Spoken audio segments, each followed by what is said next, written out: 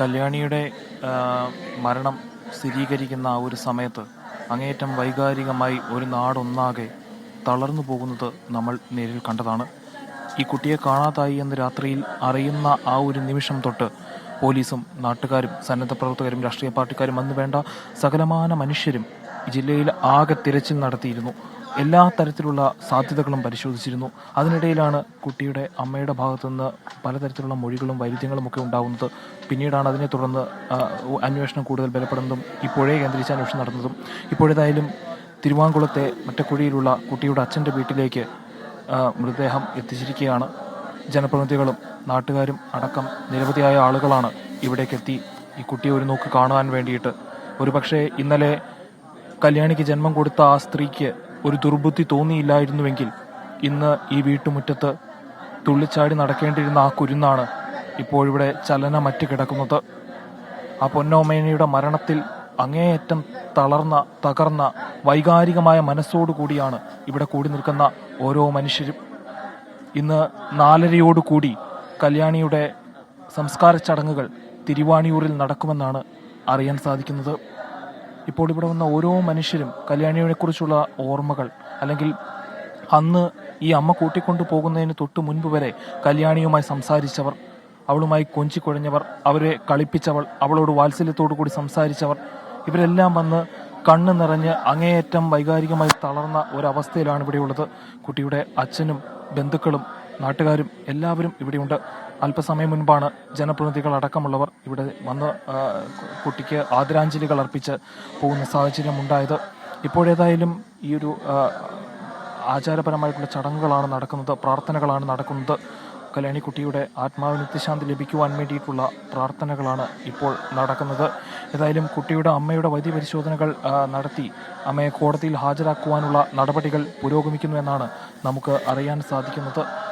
ഏതായാലും ഇന്നലെ ഈ കുട്ടിയെ പുഴയിൽ തിരച്ചിൽ തുടങ്ങുന്ന ഒരു സമയം തൊട്ട് നമ്മൾ അവിടെ ഉണ്ടായിരുന്നു.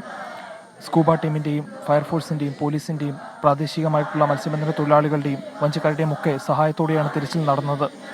കുട്ടിയെ ഏതെങ്കിലും തരത്തിൽ പുഴയുടെ കരകളിൽ നിന്ന്, അല്ലെങ്കിൽ പുഴയുടെ കരയിലും മറ്റുമുള്ള മുളങ്കാടുകളിലും മറ്റുമൊക്കെയായി കുട്ടിയെ ജീവനോടെ തന്നെ ഒരുപക്ഷെ ലഭിക്കുവാനുള്ള സാധ്യതകൾ ഉണ്ടാകും എന്ന് ഒരു പ്രാർത്ഥനയോടുകൂടി തന്നെയാണ് നമ്മളെല്ലാവരും ആ പുഴയുടെ കടവിൽ നിന്നിരുന്നത്. പക്ഷേ 2:20 കുട്ടിയുടെ മൃതദേഹം കണ്ടെത്തി എന്ന വാർത്ത വരുമ്പോൾ എനിക്ക് ഇപ്പോഴും നല്ല ഓർമ്മയുണ്ട്. ആ കടവിൽ നിന്നവരുടെ എല്ലാം ഖണ്ഡമിടറിയത്, അവരെല്ലാം കണ്ണീരിൽ ആ ഒരു വാർത്ത കേട്ടത്. കുട്ടിയുടെ മൃതദേഹവുമായ ആ വഞ്ചി കടവിലേക്ക് അടുത്തപ്പോൾ കൂടി നിന്നവരെല്ലാം അറിയാതെ നെഞ്ചുപൊട്ടി നിലവിളിച്ചു പോയത്, ഇതെല്ലാം ഇപ്പോഴും നല്ല ഓർമ്മയുണ്ട്. ഏതായാലും ഈ ഒരു കുട്ടി ജീവിതത്തിൽ കുറെ കൂടി വളർന്നു വരേണ്ട, വെറും 3 വയസ്സ് മാത്രം പ്രായമുണ്ടായിരുന്നപ്പോൾ തൻ്റെ മരണത്തിൻ്റെയോ അല്ലെങ്കിൽ തൻ്റെ കുടുംബത്തിലുള്ള പ്രശ്നങ്ങളെക്കുറിച്ചോ ഒന്നും ബോധവതിയായിരുന്നില്ലാത്ത ഈ കുട്ടിയാണ് ഇപ്പോൾ ഇത്തരത്തിൽ ദാരുണമായി കൊല ചെയ്യപ്പെട്ടിട്ടുള്ളത്. ഏതായാലും ഈ ഒരു വിഷയത്തിൻ്റെ ദുരൂഹതകൾ നീക്കുവാനുള്ള ശ്രമത്തിലാണ് പോലീസ് ഉള്ളത്.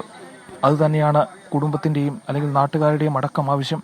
ഇപ്പോൾ ജില്ലയുടെ വിവിധ ഭാഗങ്ങളിൽ നിന്നായിട്ട് നിരവധിയായ ആളുകളാണ് ഈ തിരുവാങ്കുളത്തെ ഈ വീട്ടിലേക്ക് ഈ കുട്ടിയെ ഒരു നോക്ക് കാണുവാൻ വേണ്ടി ഇന്നലെ അർദ്ധരാത്രി വരെ ഈ കുട്ടിയെ കാണുന്നില്ല എന്ന ഒരു വാർത്തയിൽ അസ്വസ്ഥരായി കേരളത്തിലെ എല്ലാ ജനവിഭാഗങ്ങളും, എല്ലാ തരത്തിലുള്ള ജനങ്ങളും എല്ലാവരും ഒരേ മനസ്സോടുകൂടി ഈ കുട്ടിയെ കണ്ടെത്തണമെന്ന പ്രാർത്ഥനയോടെ തങ്ങളാലാവുന്ന വിധത്തിലുള്ള എല്ലാ സഹായ സഹകരണങ്ങളോടും കൂടി കുട്ടിക്ക് വേണ്ടിയിട്ടുള്ള തിരച്ചിലിന് വേണ്ടിയിട്ട് നമ്മുടെ സോഷ്യൽ മീഡിയ അടക്കമുള്ള ഭാഗങ്ങളിലെല്ലാം അതിനു വേണ്ടിയിട്ടുള്ള പ്രചരണങ്ങൾ നടത്തി കുട്ടിയെ കണ്ടെത്തുന്നവർ എത്രയും പെട്ടെന്ന് ഏതൊരു ചെറിയ വിവരമായാലും പോലീസിനും ബന്ധുക്കൾക്കും കൈമാറണം എന്നൊക്കെ അങ്ങേയറ്റം ജാഗരൂകമായിട്ട് പ്രവർത്തിച്ചിരുന്ന ഒരു സമയമായിരുന്നു ഇന്നലെ രാത്രി എന്ന് പറയുന്നത്.